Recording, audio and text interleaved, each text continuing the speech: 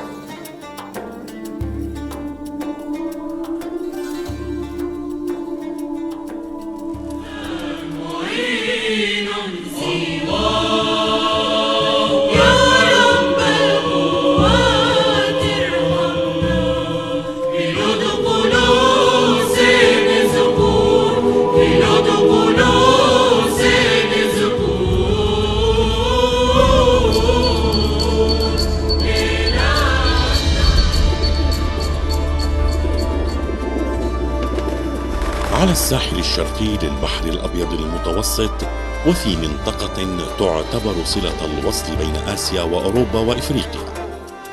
وفي الجزء الشمالي من بلاد الشام تقع سوريا بجغرافيتها المعاصرة التي تختصر فيها ثقافات سوريا الطبيعية. كان فيها دفى من الناس اللي عايش بيناتهم، الناس الحلوين اللي عم يقاسموك الحياة بكل تفاصيلها، الحلو فيها والمر.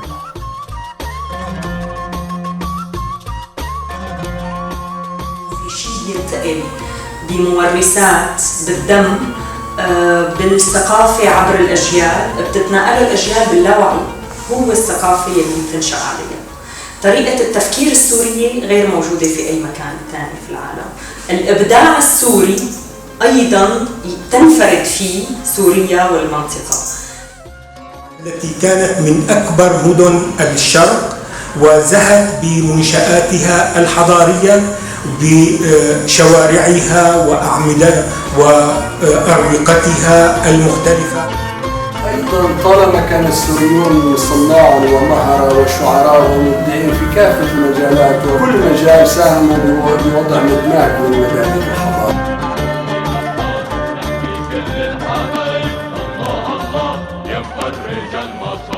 اضرب رصاص خلي رصاصك صايم. الله الله